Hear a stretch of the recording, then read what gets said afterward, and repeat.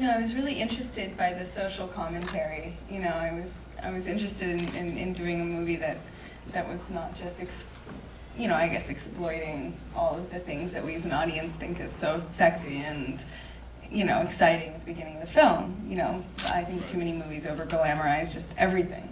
And it was kind of nice that this had a commentary to it, and I could find a real character within that story.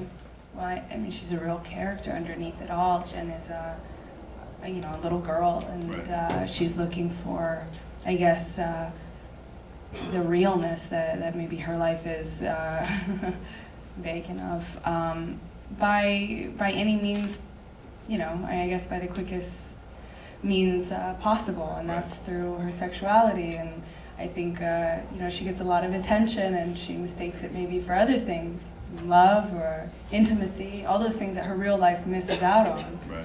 And it was a real character, and she had a real, there's a real story behind her, and, you know, underneath it all, it's just a broken person, and I think that she has to be part of the system in order to tell that story. And at the beginning we meet Jenn, and she is cynical, and she is, you know, kind of living up the spoils of this lifestyle, and then at the end she's pretty much a victim of it. Right. And I thought she was a pretty interesting vessel to tell that story. Before we started this film, I had people telling me as a first-time director, everyone's going to challenge your grip on your vision of this thing. Right. The actors are, the producers are, and I really couldn't have disagreed with what they were telling me to do, which is hold on tighter to my vision, you know, because if I felt like if you hold on tight to your vision of something, there's only two possible outcomes. You can hit that mark or fall short of it.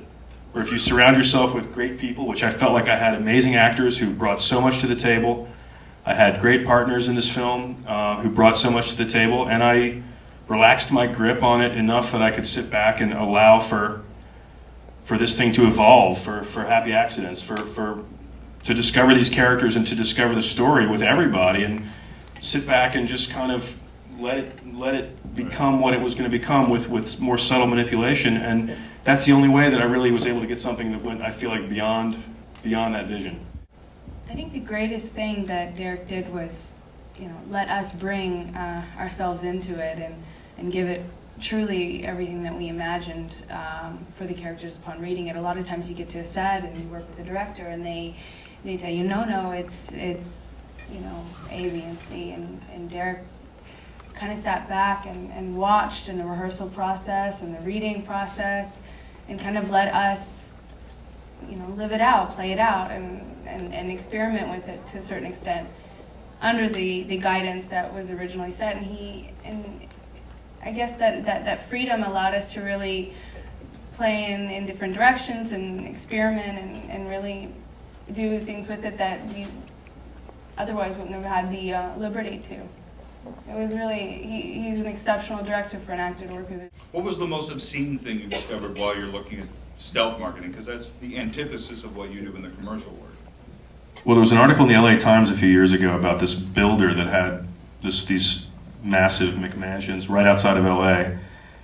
And he had these model homes that were fully furnished, and he found that he would have an open house and hire out-of-work actors to pretend like they were a happy family living there with cookies on the counter, and the houses sold better.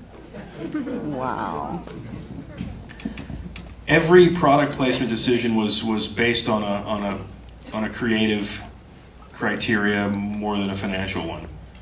It was a question of, do we fake all the products? Well, that would have taken it too far into some kind of cartoon, unbelievable kind of world, and would have been wacky satire. Yeah, exactly. I really wanted to go for this. What I kept coming back to this word was disarming naturalism, and thankfully my partners in this all bought into that, and we knew we had to use real products for the majority of the products. I mean, obviously there's no Rudy's Rum Punch, which is a shame, by the way. It could be quite good, but you know, every decision was based on a creative one, and you know, I'm sure there were some companies that saw this as an indictment of consumerism, but there were others that saw it as a celebration of consumerism, and thankfully we got some great products involved. There was a point when we thought we would actually raise money from the brands, and it was looking encouraging for a while, even though they would read the script and they knew what it was about. they still wanted to be in the movie. And then the economy tanked, and all that money went away. So then it became a mad scramble just to see if we could get a car company to give us some cars, and to see if we could get the golf clubs. And so we were delighted that ultimately we did get all the brands. We were able to fulfill Derek's vision, and then afterwards we showed the movie to all the brands, and some of them were extremely happy to be in the film, as exactly as it was.